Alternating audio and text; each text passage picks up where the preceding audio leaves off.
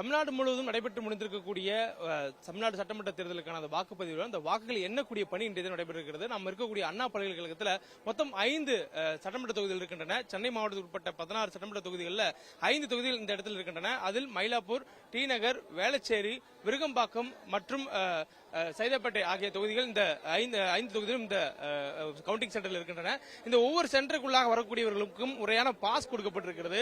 வரக்கூடியவர்கள் ஒவ்வொரு கட்சியும் சார்ந்த அவருடைய முகவர்கள் உள்ளே வருகிறார்கள். அவர்களுக்கு முன்கூட்டிய தேர்தல் ஆணையத்தின் மூலமாக பாஸ் கொடுக்கப்பட்டிருக்கிறது. அந்த பாஸ் இருந்தால் மட்டுமே அவர் உள்ளே அனுமதிக்கப்படுகிறார்கள். தொடர்ந்து அவர் உள்ளே வரக்கூடிய நேரத்தில் அவர்கள் உள்ளே எந்த ஒரு பொருளையும் எடுத்து செல்வதற்கு அனுமதி கிடையாது. குறிப்பாக அவருடைய கைபேசிகளை உள்ளே வைத்து தான் செல்ல வேண்டும். அதற்காக தனியாக கைபேசி பாதுகாப்பு மையம் என்று அமைக்கப்பட்டிருக்கிறது. ஒவ்வொரு தொகுதிக்கும் தனித்தனியாக அவர்களுடைய முகவர்களை கைபேசியில் வைப்பதற்கென்று பிரத்யேகமான இடங்கள் என்பது உருவாக்கப்பட்டிருக்கிறது. அதன் அடிப்படையில் அந்த இடங்களுக்குள்ளாக அவருடைய கைபேசியில் கொடுத்து அதற்கான டோக்கனை பெற்றுக் கொள்ள வேண்டும். அதற்கு பிறகாக அவர்கள் கொடுக்கப்பட்டிருக்கிற பாஸை கொண்டு அவர் உள்ளே செல்வதற்கு அனுமதிக்கப்படுகிறார்கள். உள்ளே செல்லும் போது கைபேசி மட்டுமின்றி அவர்கள் பேனாவோ அல்லது எழுதுவதற்கு எந்த ஒரு பேப்பரோ எதையும் எடுத்து செல்லக்கூடாது. அவர்களுக்கு வேண்டிய பொருட்களை உள்ளேயே வழங்குவதற்கான ஏற்பாடுகள் செய்யப்பட்டிருக்கின்றன. அதே போன்று அவர்களுக்கு வேண்டிய தண்ணீர் உள்ளிட்ட அடிப்படை வசதிகளும் உள்ளே ஏற்படுத்தப்பட்டிருப்பதனால் எந்த வகையான பொருட்களையும் அவர்கள் உள்ளே எடுத்து செல்வதற்கு அனுமதி இல்லை. 17C ஃபார்ம் மட்டும் அவர்கள் எடுத்து செல்லலாம். அதாவது ஒரு தொகுதிக்குட்பட்ட ஒவ்வொரு வாக்குச்சாவடியிலும் எத்தனை வாக்குகள் பதிவாகி இருக்கிறது என்ற இறுதி படிவம் தான் அந்த 17C. அந்த படிவத்தை மட்டும் அவர் உள்ளே எடுத்து செல்வதற்கான அனுமதி கொடுக்கப்படுகிறது. மற்றபடி உள்ளே செல்லும் பொழுது எந்த வகையான கூர்மையான ஆயுதங்களோ பொருட்களோ எடுத்து செல்லக்கூடாது என்ற நோக்கில் முழுமையான பாதுகாப்பு கொடுக்கப்பட்டிருக்கிறது. அதுவும் குறிப்பாக 3 அடுக்கு பாதுகாப்பு போடப்பட்டிருக்கிறது. உள்ளே இருந்து வெளியே வரக்கூடிய தனிநபர் வாகனங்கள் தடுத்து நிறுத்தப்பட்டு உரிய பார்க்கிங்கில் நிறுத்த வேண்டும் என்ற அறிவுறுத்தல் கொடுக்கப்படுகிறது.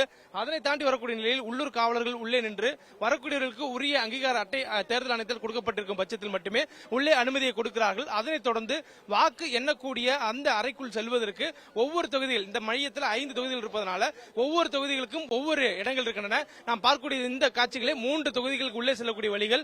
3 வழிகளும் ஒன்றாக இருக்கக்கூடிய பட்சத்திலும் கூட அறைகள் வெவ்வேறு இடத்தில் இருக்கின்றன. அந்த வழிகளில் செல்லும் பொழுது அந்த அறைகள் இந்த வழிகள் அந்தந்த அறைகளுக்கு எடுத்து செல்லும். ஒரு அறைக்கு செல்லக்கூடியவர்கள் மற்றொரு அறைக்குள்ளாக செல்ல முடியாத வகையில் தடுப்புகள் அமைக்கப்பட்டிருக்கிறது நம்ம பார்க்கிறோம். அதே நேரத்தில் 7 மணிக்கு வாக்கு எண்ணிக்கை என்பது நடைபெறும். அதற்கு முன்பாக முகவர்கள் உள்ளே அனுமதிக்கப்படுவார்கள். சுமார் 6:30 மணி அளவில் அந்த முகவர் உள்ளே அனுமதிக்கப்படுவதற்கான அனுமதி கொடுக்கப்பட்டிருப்பதாக சொல்லப்பட்டிருக்கிறது. தொடர்ந்து உள்ளே செல்லக்கூடியவர்களிடம் எந்த வகையான பொருட்களும் இருக்கக்கூடாது. அவர்கள் 17C ஃபார்ம் மட்டும் வைத்திருக்க வேண்டும்.